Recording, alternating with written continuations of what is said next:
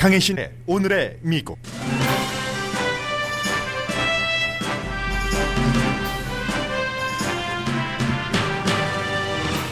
민주당 하원이 경기부양책에 한 달에 자녀 한 명당 $250에서 $300 정도의 자녀 양육비를 포함시키는 안을 오늘 발의합니다. 백악관과 민주당 상원도 지지합니다.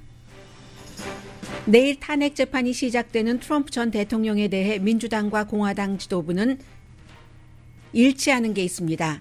트럼프 전 대통령을 정치계에서 몰아내고 싶어하는 겁니다. 그러나 방법에는 차이가 있습니다.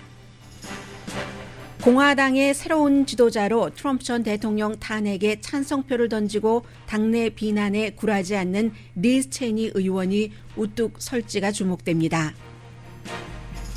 바이러스 감염자가 공식 발표보다는 10배가 많다는 연구도 있고 부모가 백신 접종을 받아도 방문은 조심해야 된다는 경고도 이어집니다. 코로나 바이러스 발생 초기에 스타 정치인이었던 게빈 뉴섬 캘리포니아 주지사를 탄핵시키려는 움직임이 강해졌습니다. 비트코인 거래가 사상 최고치를 기록했습니다. 거래 값입니다. 테슬라가 $15억 규모의 비트코인에 투자를 했고 비트코인을 페이먼트로 받을 것이라고 밝혔기 때문입니다. 한국이 군사정책에 있어 외롭고 무서운 미래를 준비하고 있다고 이코노미스트가 보도했습니다. 20세기 미국 정치 거인으로 구소련과 미국의 냉전을 끝내는 데 중요한 역할을 한 조지 슐츠 전 국무장관이 100세로 숨졌습니다.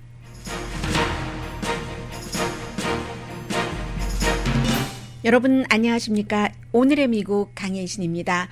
요즘처럼 미국의 정치가 의미적으로도 그리고 실제적으로도 국민의 생활과 직결되는 때가 그다지 많지는 않았습니다. 우선 가장 관심이 있는 분야는 여러분들께서 그 자녀 양육비를 지금까지 세금 공제 혜택으로 현행법에 따르면 한 자녀 한 명당 $2,000죠. 그런데 그것은 그대로 두고 지금 민주당이 공화당의 도움 없이 통과시키려는 그리고 이제 가능성이 상당히 높죠. 경기부양안에 바이든 그 대통령이 제안한 그 안에 5살까지 0세부터 5살까지의 자녀 그리고 6세부터 17살까지의 자녀를 둔 부모에게는 이렇게 나중에 한꺼번에 몰아서 세금 공제 혜택을 주는 게 아니라 매달 페이먼트 하는 형식을 집어넣어야지 된다 하고 민주당에서 안이 나왔습니다.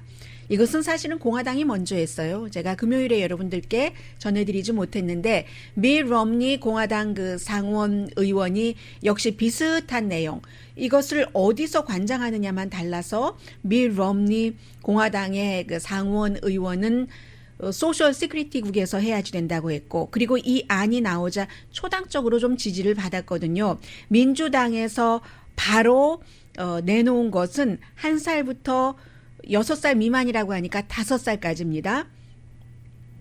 자녀 한 명당 한 달에 $300 해서 12달이니까 12달이면 $3,600가 되죠. 그리고 6살에서 17살까지는 이제 또 한 $250 해서 1년에 $3,000 매달 디파짓을 한답니다. 국세청에서 직접. 그렇기 때문에 7월부터 시작한다는 얘기인데 이제 완전히 통과가 되면은요. 왜 7월부터냐? 지금 2월인데 국세청도 이것을 자동 페이먼트 시스템으로 하려면은 시간이 필요하잖아요. 그래서 이제 아메리칸 그 레스큐 플랜이라고 바이든 그 대통령이 경기부양책에 이제 미국 사람들을 구조하는 안이라고 해서 바이든 대통령 자신도 자녀 양육을 하는 세금 공제 혜택이 포함되기를 바랬는데 이 바이든 그 대통령이 원하는 것보다 미 럼니 공화당 상원 의원이 더 크게 얘기를 했고 그러자 민주당 하원에서 오늘 이 같은 것을 그 발의를 하는 겁니다.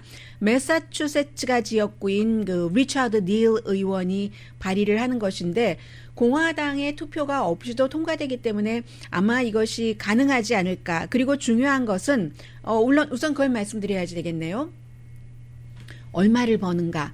1년에 개인으로는 $75,000, 부부가 15만 달러 버는 사람. 그리고 바이든 대통령은 CBS와의 인터뷰에서 1,400달러를 지원하는 것도 역시 같은 경기 부양 안에 포함되어 있습니다. 1,400달러를 액수를 줄이는 것, 양보하지 않을 것이라고 했고, 본인이 원래 얘기했었던 것처럼 바이든 대통령이 주장한 것은 수입이 7만 5천 달러, 부부 15만 달러. 그러니까 이번에 자녀 양육비를 지원하는 것의 수입 최고 한도액과 똑같은 거죠. 그렇게 되면은 1년에 1,200억 달러 비용이 들어갑니다. 1,200억 달러 비용이 들어가는 대신에 뭐 컬럼비아 대학 등등에서 지금 조사를 한 것을 보니까 어린이 빈곤은 54%까지 줄일 수 있다는 거거든요. 그 54%라는 게 한 500만 명 정도의 어린이는 굶지 않아도 된다 하는 겁니다. 미국이 세계 개발국가 부자 나라 가운데서는 어린이 빈곤율이 가장 높은, 뭐 다른 나라와 비교할 수 없을 정도로 높은 나라 가운데 하나고요. 그 오펙 그 경제개발협력체가 조사를 한 겁니다. 그 이유가 다른 나라도 그런 부모가 전부 뭐 일을 자녀를 가진 부모는 더 많이 일을 하고 뭐 그렇기 때문에 그런가, 그게 아니라 국가에서 부모가 수입이 작을 경우에는 그 어린이들 그 빈곤율을 줄이기 위해서 굉장히 그 베네핏을 많이 주고 있는데 미국이 그 베네핏이 무척 낮은 편입니다. 그래서 이것은 이제 바이든 그 대통령도 최근에 계속 강조라는 거죠. 일주일에 40시간씩 일한 사람이 본인과 자녀들이 먹을 것이 없다면, 식탁에 푸드를 마음대로 놓지 못한다면 이건 문제가 있는 거다. 이런 얘기를 지금 하고 있고요. 뭐 상원과 조율을 하겠죠. 이것도 이제 민주당이 공화당 표 없이도 통과시키겠다 하고 하니까 상원과 조율을 할 테고, 더군다나 코로나 바이러스 사태, 전염병 시대이기 때문에 빈곤율이 미국에서 더 높아졌습니다. 해서 지금 발의한 닐 의원이 얘기하기를 이게 일종의 세금 공제 혜택이나 마찬가지잖아요. 세금 공제 혜택은 이렇게 주는 거야. 공화당은 물론 반대를 합니다. 이렇게 주는 거야라고 민주당의 닐 의원이 얘기할 때는 식탁에 적어도 음식 정도는 놓을 수 있을 정도, 이렇게 가장 필요한 사람부터 세금 공제 혜택으로 세금으로 하는 거잖아요. 이렇게 해야 된다라고 얘기를 하지만 공화당과 보수그룹은 무척 싫어합니다. 뭐 일하는 가정과 일하지 않는 가정에 똑같이 준다? 이게 말이 되느냐. 밀 럼니 의원은요, 수입의 상한선도 두지 않았습니다.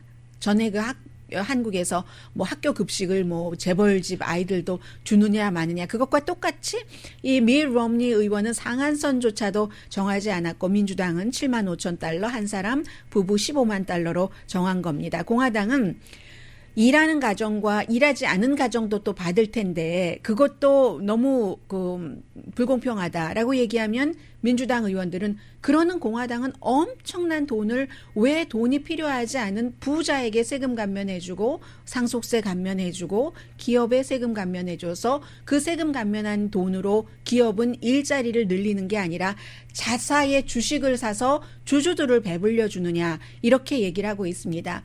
그래서 이제 거기에 대한 최종적인 판단은 국민이 하는 거죠. 유권자들이 이제 선거철에 어떤 그 후보를 뽑아주느냐인 건데, 아무튼 하원에서는 2주일 안에 이것을 다 마무리를 짓겠다라고 얘기를 했고, 그러니까 정확하게 뭐 1,400달러 그리고 자녀 양육 그 보조금은 어차피 시행 기간이 시작이 7월이기 때문에 크게 지금 상관은 없겠습니다만은 오래 걸릴 것 같지는 않습니다. 어차피 공화당 그 지원 없이 통과되는 것이기 때문에요. 그리고 이제 미국은 내일 너무나 중요한 그 대통령의 두 번째 그 탄핵 재판이 시작이 됩니다. 전과 그 다르다고 하는 것은 빨리 끝난다는 것, 증인이 적겠죠. 그런데 사실은 이 케이스에는 상원 의원들 자신이, 상원이 재판관이잖아요. 본인들이 증인이잖아요. 1월 6일에 대통령의 연설이 있었고 가라, 의사당으로 나도 가겠다. 본인 가지 않았습니다. 그리고 갔던 사람 적어도 20명 이상이 대통령도 오는 줄 알고 우리가 대통령을 지지해서 나라를 지킨다는 애국심의 의사당으로 쳐들어갔다라고 증언을 하고 있습니다. 그런데 그 당시에 상원 의원들이 숨어 있었잖아요. 몇 시간 동안이나 숨어 있었던 상원 의원들 자신들이 증인이 된다는 게 조금 다르고요. 지금 로스앤젤레스에서 애리조나에서 텍사스주에서 나는 대통령의 말을 듣고 워싱턴에 갔고 의사당에 갔다라고 얘기하는 사람이 있습니다. 조지아주 뭐 선거 관계자도 뭐 관련 내용 좀 얘기를 하고 있고, 그러나 공화당에서는 처음에는 미치 매코넬 상원의원도 이것은 대통령에 의한 것이었다. by the president라고 얘기를 했고, 케빈 맥카시 하원 원내대표도 마찬가지 얘기를 했습니다. 그 뒤에 다 뒤로 쭉쭉쭉쭉쭉 물러서서 대통령이 두려운 겁니다. 사실은 공화당이나 공화당의 하원이나 상원 지도부도 트럼프 대통령이 정치에서 사라져 주기를 원합니다. 그러나 보복이 두려운 거죠. 그리고 트럼프 전 대통령을 지지하는 많은 사람들이 본인을 지지하지 않을까봐 해서 공통점은 트럼프 전 대통령 물러났으면 좋겠다. 차이는 이렇게 서서히 탄핵시켰다는, 내가 탄핵에 찬성표를 던진 사람이야, 이런 얘기를 듣지 않고도 어차피 투의로도 할 수 없고 하니까 서서히 힘이 약해지길 바라는 게 공화당입니다. 그리고 이제 또 지난번과 다른 게 있다면은 뭐 형식상으로는 지난번에는 존 로버츠 연방 대법원장이 그 재판장을 했지만 이번에는 연방 그 대법원장이 정치에 휘말리기 싫다고, 어차피 이미 퇴임을 한 대통령이기 때문에 패트릭 리히라는 민주당의 상원에서 가장 오래 일한 80세입니다. 올해 이분이 이제 재판장을 맡게 된다는 뭐 그런 정도가 형식적으로는 다르다고 볼 수 있고요. 그래서 공화당 같은 경우는 트럼프 그 전 대통령에 대해서 지금 나쁜 얘기를 하면 고음을 막 찔러보는 것 같아서, 그런 고음이 화가 나서 어떻게 할까. 그리고 특히 그 트럼프 전 대통령이 피해자인 것처럼 잘 그 유권자들을, 본인을 지지하는 사람을 잘 그 조절을 하기 때문에 유죄가 되면은 오히려 나는 피해자야, 희생자야 라고 하면서 그쪽에 에너지를 줄 수 있다라고 얘기하는 사람들도 있습니다. 그런데 이제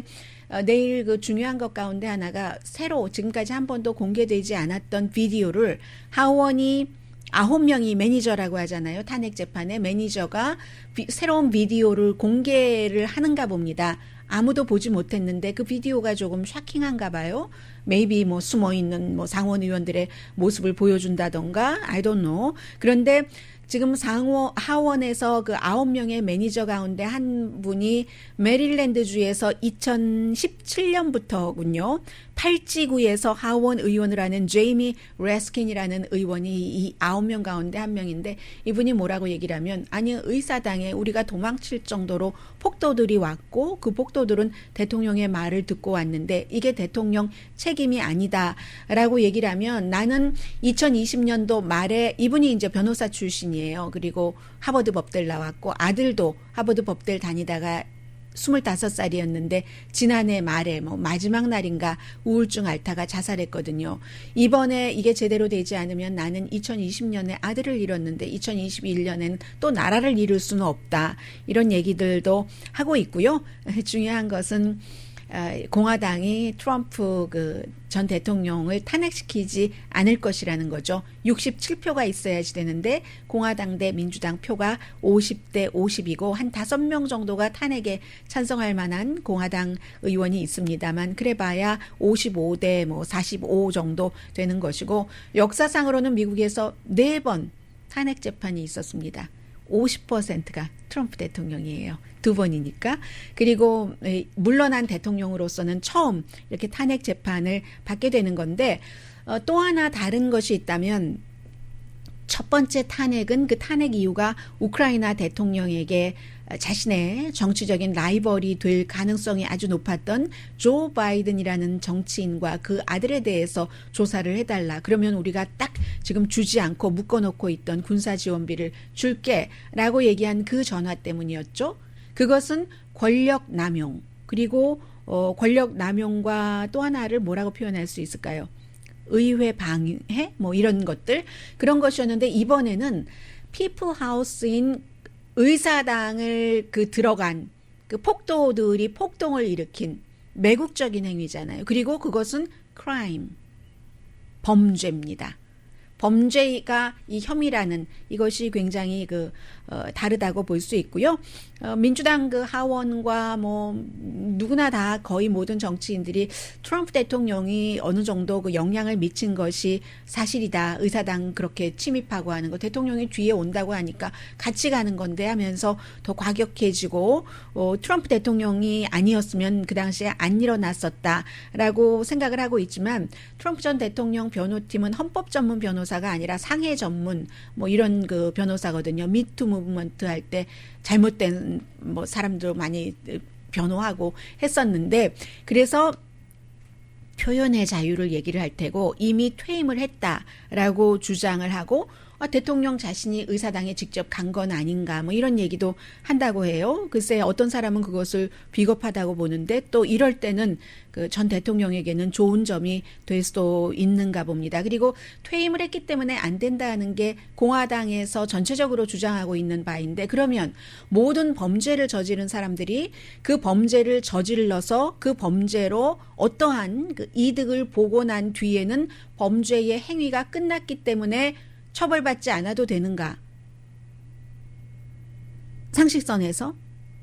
그리고 거기에 대통령을 적용한다면 대통령도 법 위에 법 아래 사람 없고 사람 없다 하는 것에 하면 이게 맞는가라는 얘기들을 많이 하고 있지만 결론은 이제 탄핵 안 되는 것 같고요. 5사람이 숨지고 많은 물건이 훔쳐지고 의원들이 정말 쭈그레하니 몇 시간씩 숨어 있다가 그것도 또 어떤 공화당 의원들은 마스크를 안 쓰겠다고 해서 서로 싸우고 그 일이 일어난 뒤에도 방을 옮기고 안 보고 옆에 있으면 위험하다고 이런 사태까지 일어났는데도 아무 책임이 없다고 하는 공화당이 그런 판결을 내렸을 때 뒷일은 또 아무도 모르는 거죠, 아직은. 다만 한 가지는 어제 팍스 텔레비전의 리즈 체니, 와이오밍주가 지역구인 공화당 하원의 서열 3위 의원이 나가서 아주 강하게 얘기를 합니다. 이 의원은 하원에서 트럼프 전 대통령 탄핵에 찬성표를 던진 10명 가운데 1명에 속하기 때문에 와이오밍주의 공화당에서는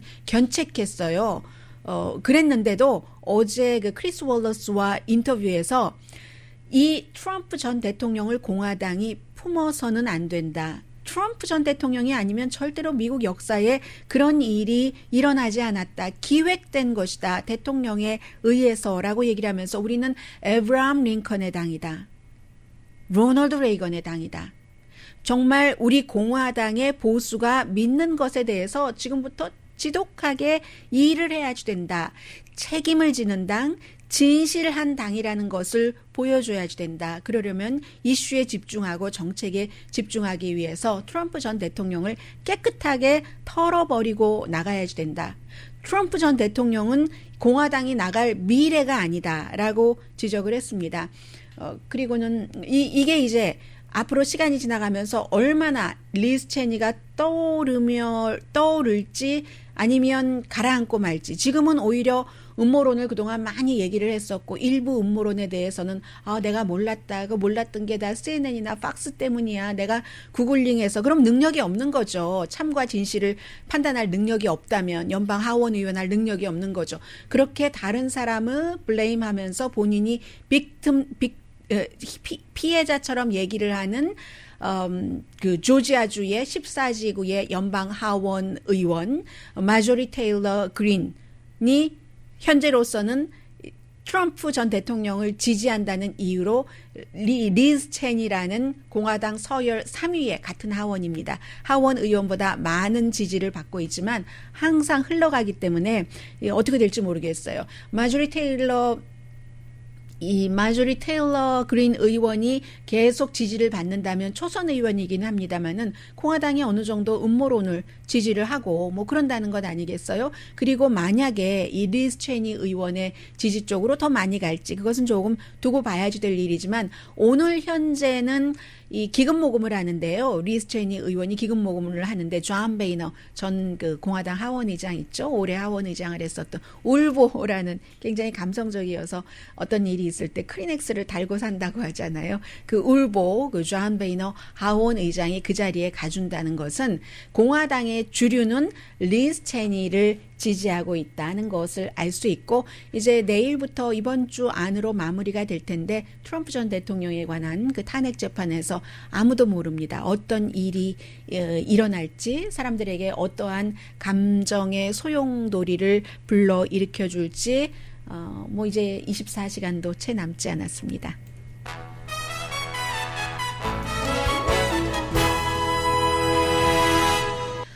보니까 백악관이 이제 브리핑을 하는 게 제일 먼저 코로나 바이러스 팀들이 브리핑을 하고, 그리고 이제 어떤 이슈가 있을 때 백악관 그 쟈사키 대변인이 나와서 브리핑을 하고, 나머지 이제 뭐 대통령도 나오고, 아직까지 부통령은 등장하지 않고 있어요. 그런 형태로 브리핑을 하는데, 코로나 바이러스는 그 백신 접종이 시작됐다고 해서 여러분들께서 안심해야지 될 일은 아니다 하는 것 기본 정도는 모두 다 알고 계십니다. 그런데 지금 아주 중요한 내용들이 많이 나오고요. 그리고 이제는 그 나이 드신 부모님을 두신 분들은 2차 접종까지 부모님이 끝나신 분들이 계십니다. 그러면 나는 우리 부모님이 백신 접종 받았으니까 방문해도 될까요? 그것도 케이스 바이 케이스예요. 미국식 표현으로 yes and no, yes or no가 다 들어가거든요.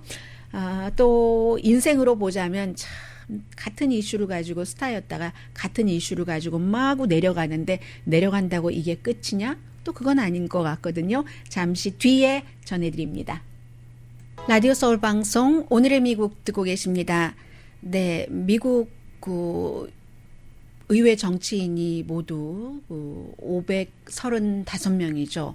상원 100명, 하원 435명인데 지금 현직 의원 가운데서 처음으로 코로나 바이러스로 인한 사망자가 나왔습니다. 공화당이고 텍사스가 지역구인 론 라이트 의원입니다. 어제 숨졌습니다. 나이는 67살이고 지난 몇 년 동안 그 폐암으로 그 수술도 받고 하면서도 굉장히 그 일을 그 열심히 그 했다고 하거든요. 그런데 3주일 전에 코로나 바이러스 양성 판정을 받았고 병원에 입원해 있는 동안에 점점 악화돼서 숨졌습니다. 그런데 숨지기 그 거의 끝까지도 굉장히 그 이 의원 자체가 그 강한, 또 나 살아날 수 있어, 당연히 회복돼서 병원에서 퇴원할 거야 하는 정신을 가졌다고 하는데, 캔서를 이긴 폐암을 이기고 폐암 그 치료를 받으면서도 스케줄이 굉장히 빡빡했었다고 하거든요. 그런데도 결국은 이 코로나 바이러스가 론 라이트 의원을 쓰러뜨렸습니다. 67살밖에 안 됐고 의원들이 뭐 여러 가지 생각들을 하겠죠. 이분이 텍사스에 살고 계시는 분들은 뭐 어느 정도 어떤 일을 하셨는지 다 아실 테니까 그 정도로 하겠습니다. 교육위원회 소속이셨군요. 그리고는 캘리포니아주에서는 이 게빈 뉴섬 주지사가 코로나 바이러스 초창기에는 굉장히 인기였었잖아요. 막 지지율 80% 이상. 그 당시에 이제 마리오 쿠모, 그 뉴욕의 그 주지사와 앤드류 쿠모 주지사와 마찬가지로 굉장히 높았는데, 주지사에 대한 신뢰를 잃어버린다는 사람이 많다고 여러 번 말씀을 드렸는데, 이게 어떻게 된 게 모든 방향에서 전부입니다. 당도 공화당, 민주당 전부. 물론 지금 그 소환 운동을 하고 있는 주체는 공화당입니다.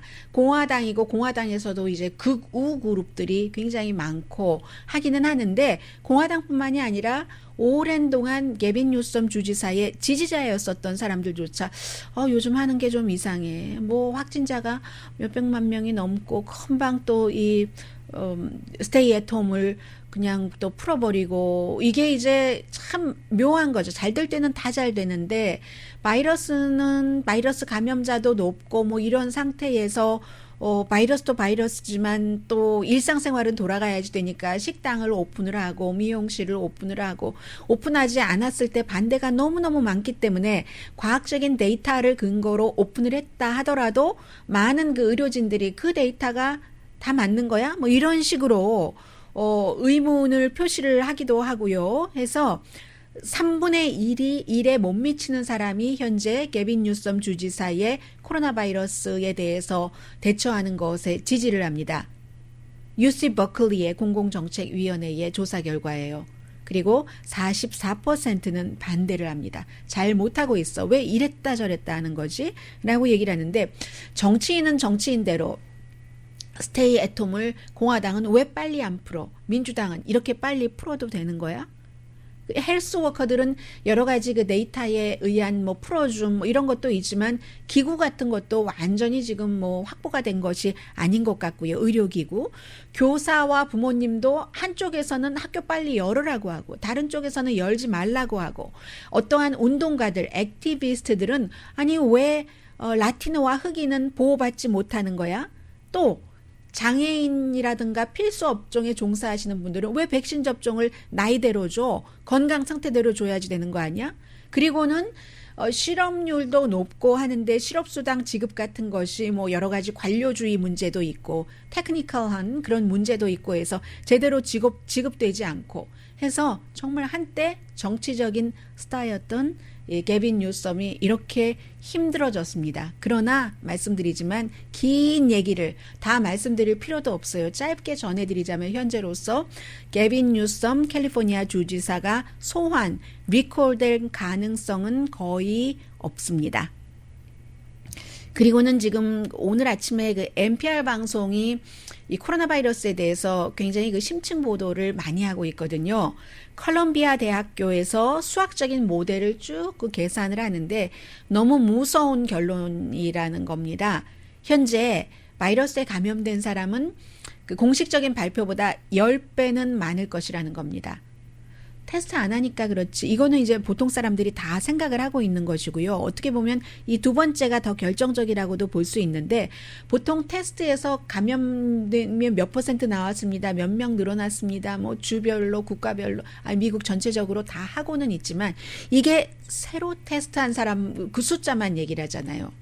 테스트를 받아서 양성이었는데 계속 양성인 사람도 있고 잠복기인 사람도 있고 뭐 있죠. 이미 감염된 사람, 새로 감염된 사람, 이 감염이 계속 오래 가는 사람, 그런 것을 다 따지면은 공식 넘버보다 10배가 많다는 겁니다. 이 컬럼비아 대학교의 제프리 샤만 그 질병 전문의가 얘기를 하면서 아직까지 공개적으로 발표되진 않았는데 데이터를 NPR 방송과 공유를 했습니다. 처음에 코로나 바이러스가 생겼을 때는요. 처음에는 초창기에는 한 10명 걸렸으면 1명만 결국은 보고가 됐답니다. 그땐 테스트도 못했잖아요.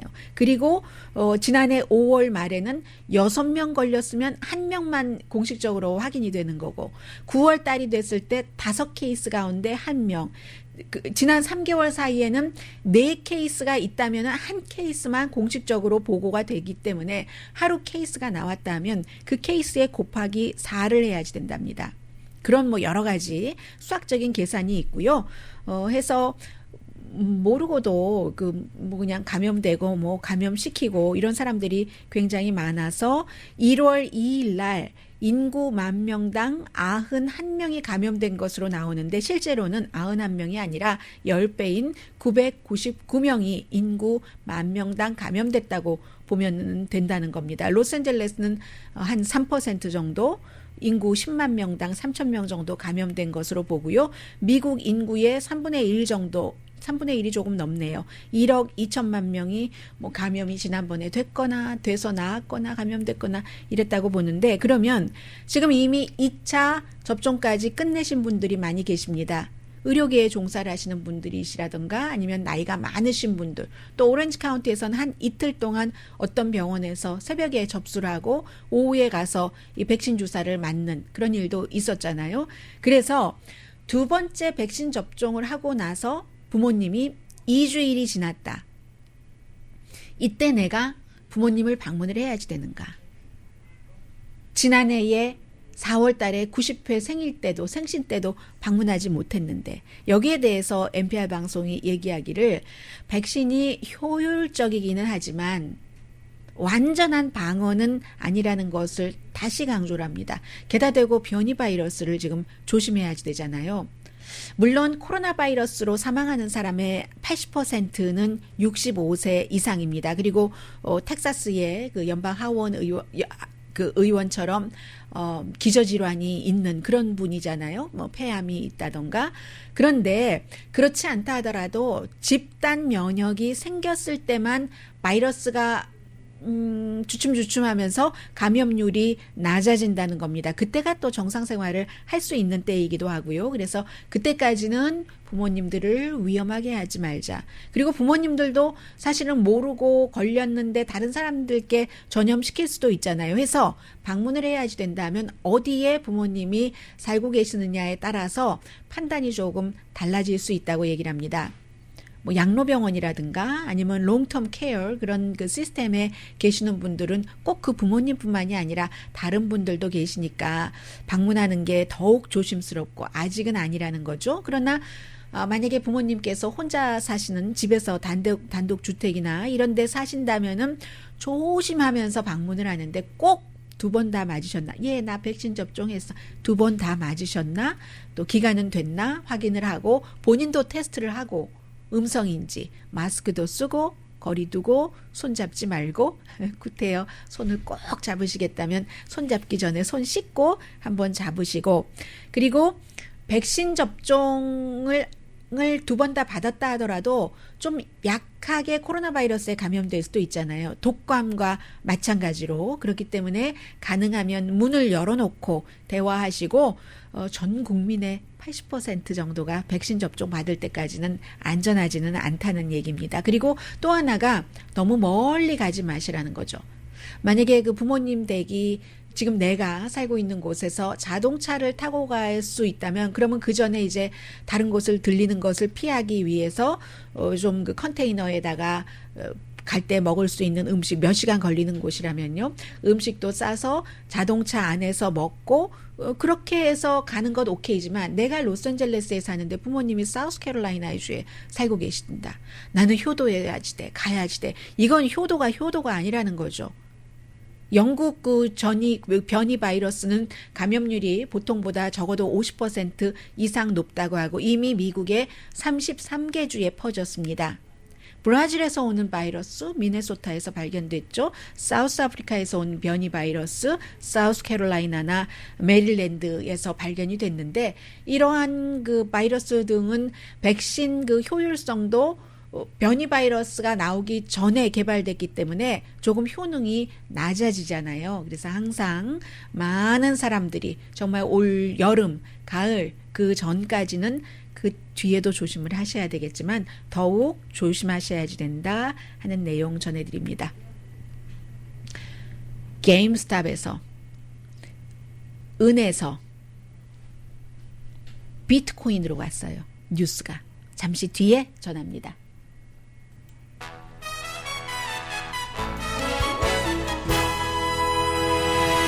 라디오 서울 방송 오늘의 미국 듣고 계십니다. 비트코인 값이 사상 최고치랍니다. 한동안 안 봤더니 아니 44,141달러까지 올라갔어요. 제가 물론 방송 들어오기 전의 일입니다. 이게 왜 그러냐면 그 테슬라의 일론 머스크의 테슬라가 15억 달러를 비트코인에 투자한다고 했고 그 파일링 다 했더군요. 그리고 곧 그 테슬라 전기자동차 페이먼트를 곧이라고 했습니다. soon 가상화폐, 이 암호화폐로 받는다, 페이먼트로 받는다. 법적인 문제가 해결되면 그렇다는 거겠죠. 처음에는 조금 제한적으로 받다가 한다는 얘기인데 테슬라가 전기자동차로서 정말 혁명 신기원을 이뤘고 그 페이먼트 자체를 비트코인으로 받는다는 것도 자동차 회사로서는 처음이죠. 그래서 이제 대안자산으로도 좀 투자를 해놨다 이런 얘기인데 일론 머스크는 굉장히 좀 논란적인 발언도 많이 하고 뭐 인터뷰하면서 무슨 마리화나 같은 것을 피운다던가 술을 마신다던가 보통 평범한 사람은 아닌 거예요. 그래서 또 가상화폐 이 비트코인을 굉장히 지지를 하고 비트코인뿐만이 아니라 강아지 그려져 있는 덕코인도 있잖아요. 그래서 더기코인이라고 한 그 더기코인도 굉장히 지지를 하는 트위터로 그리고 이번에 이 같은 발표도 트위터로 메시지를 보냈습니다. 지난해 뭐 페이팔 등도 이제 비트코인에 대해서 아주 뭐 좋은 얘기를 많이 하고 했는데 결국은 비트코인이 최정점에 가면 비트코인이 금을 대신할 만한 안전성이 있는 그런 그 투자 상품인가? 이미 그런 안전성이 있는 투자 상품으로 보는 전문가가 늘어났다고 지금 월스트리트 그쪽에서는 보고 있습니다. 그리고 오늘 지금 이 내용은 뭐 아주 그 한국의 국방에 대해서 자세히 알고 계시는 분이라면은 이것보다 더 자세히 알고 계시겠습니다만은 미국에 살고 있으면서 한국의 지금 국방이 어떻게 돼가고 있는 건가? 지금 그 제 다른 나라에서 제 3자의 입장으로 볼 때는 안전한 건가? 이 정도 윤곽은 충분히 주는 기사여서 여러분들께 전해드립니다. 이코노미스트가 한국이 외롭고 무서운 미래를 준비하고 있다.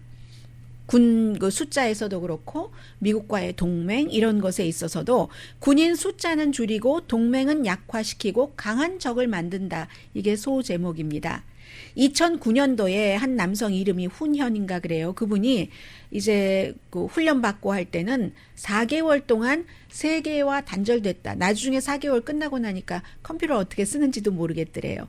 그러다가 조시 양이라는 청년이 처음에 2016년도에 군대 그 훈련을 받을 때는 6주일 동안 6주일 만에 처음으로 전화 통화를 3분을 해봤답니다. 그런데 천동영 씨가 2019년에 입대했을 때는 날마다 훈련이 끝나면 저녁에 불이 딱 막사에 꺼질 때까지 휴대폰 무제한으로 쓸 수 있었고, 그런데 그게 친구들과 같은 해인데도 먼저 입대한 친구와 나중에 입대한 친구가 차이가 있다는 거예요. 그만큼 군인에 대해서 뭔가 그 사회적인 커넥션 같은 것을 많이 해준다는 건데, 이것을 이코노미스트는 규율을 없애고 최근 몇 년 사이에 군대 규모를 줄이고 대신에 이제 그냥 무작정 그런 것은 아니고 굉장히 효율적으로 한다. 위협에 대한 대응을, 이런 전제가 있기는 있다는 겁니다. 그리고 정치인들도 이 같은 진보적인 변화에 발맞추기를 원하는 정치인이 많다고 하고요.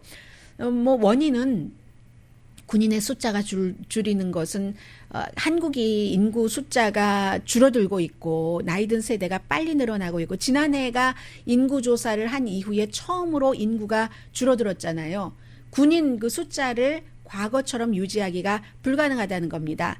그래서 이제 뭐 사령부의 구조를 점검을 해서 해군이라든가 공군이라든가는 보다 이제 그 보완된 무기를 사용을 해서 그것을 이제 보완을 한다는 것이고, 군의 현대화가 군인의 숫자보다 중요하다. 뭐 정치 지정 확산 뭐 이런 얘기를 하고 있는데, 한국은 그런데 안보에 있어서 고래 싸움에 새우등 터지는 그런 형태잖아요. 주변에 강대국들이 있고 해서 2017년도에 중국이 미국의 사드를 한국에 배치했을 때 얼마나 경제 보이콧으로 한국을 힘들었게 하는가. 그리고 일본과는 지금 또 위안부 문제, 징용 문제로 계속 대척을 하고 있고, 북한은 기술적으로 굉장한 그 전쟁 핵무기를 개발하고 있는데, 미국과의 동맹, 여기서 이제 볼 점이 있는데요. 트럼프 전 대통령은 방위비 분담금 늘려라고 했었고, 2019년도에 60년대부터 계속 해오던 그 한미 합동 군사 훈련을 중단시켰고, 그것도 1961년부터 했었어요. 새로운 대통령이 들어왔지만 조 바이든이라는 새로운 대통령도 한국이 더 해주기를 원한다는 겁니다. 책임, 뭐 방위비 올려라 이런 게 아니라 정보를 모으는 능력, 그리고 계획하는 능력을 키우기를 원한다는 거죠. 해군과 공군의 방어력 같은 것. 그래서 새 행정부도 기본적으로는 한국이 뭔가를 더 해야지 된다 하는 데서는 변함이 없다는 얘기입니다. 미국과의 그 군사적인 동맹은 지금도 전쟁이 일어나면 전시 그 작전권이 그 한국전 때부터 미국에 있어서 2000년대 초에 노무현 대통령이 그걸 가져오려고 굉장히 노력을 했었죠. 그리고 그의 비서실장이었던 문재인 대통령도 본인의 임기 안에 이걸 완성하길 원하는데 임기가 내년이잖아요. 이코노미스트는 그 같은 능력을 내년 그때까지 갖추기 불가능하다고 봅니다. 대신에 이제 다른 분야의 개혁은 빠르다는 거잖아요. 군인이 2018년도에 60만 명이었는데 지난해 말에는 55만 5천 명으로 줄어들었고, 올해 말이 되면 50만 명 아래가 될 것이며, 복무기간은 18개월로 줄어들었고, 임금은 크게 올랐고, 여성과 민간인을 많이 고용하고 있다. 이런 것은 좀 위험하다는 거죠. 그리고는 또 지난해 처음으로 군사 커뮤니케이션 위성 발사한 거, 이것은 미국이 승인을 했기 때문에 한 겁니다. 고체로 빨리빨리 할 수 있도록. 국방 지출은 2019년도에 8.2% 늘어났고 2020년에 7.4%, 올해는 5%. 코로나 바이러스 때문에 많은 지출을 했는데도 5.4%면은 괜찮은 편이잖아요. 그런데 이코노미스트가 돈의 일부는 잘못 쓰여질 것이라고 얘기를 합니다. 예를 들면 뭐 해군이 뭐 항공모함을 신축한다 하는데 지금으로서 별로 가치가 없는 트로피와 같은 보여주기 위한 그런 것을 금총을 갖는 것과 같다. 총이 무슨 금이 필요하느냐 이런 얘기를 하고 있습니다. 육군은 뭐 드론 잠수함 뭐 이런 것들은 상식선에서 준비를 한다고 하고요. 그래서 앞서 말씀드린 그 여러 가지 상황을 위험하고 외롭고 뭐 그렇다 하는 게 이코노미스트의 지적입니다.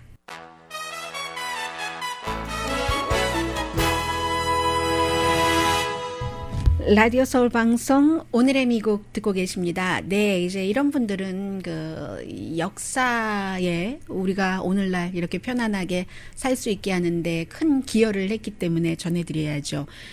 제임스 슐츠 전 국무장관이 그 캘리포니아주에서 토요일에 100세로 숨지셨습니다. 저는 한 장의 지금 흑백 사진을 보고 있는데 국무장관이 가운데 있고 대통령과 부통령이 국무장관의 양옆에 있습니다. 대통령은 로널드 레이건, 부통령은 조지 부시, 아버지 부통령이었죠.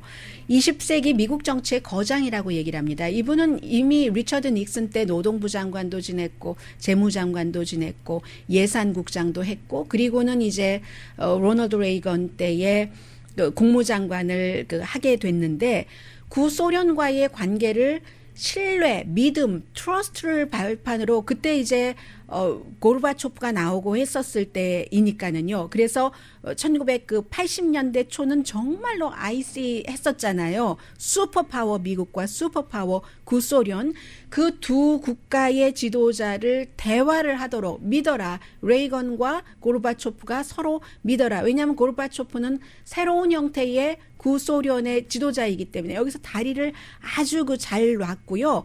그럼으로 인해서 대륙간 미사일 조약을 했잖아요. 핵 발사를 뭐 몇백 마일부터 몇백 마일까지는 안 하는 금지 이렇게 시작이 돼서 87년도에 이제 사인을 했는데 그리고 91년도에 두 나라가 뭐 몇천 기의 탄도 그 크루즈 미사일을 파기를 시켰습니다. 해서 역사의 방향을 레이건과 함께 또 부시와 함께 냉전에서 냉전의 끝으로 옮긴 그 당시에는 불가능한 것이라고 사람들이 생각을 했는데 가능하게 한 것뿐만이 아니라 열매를 맺어서 오늘날 이렇게 코스를 바꾼 거잖아요. 은퇴한 뒤에는 건축회사로 돌아갔었거든요. 당연히 스탠포드에서도 일을 했고요.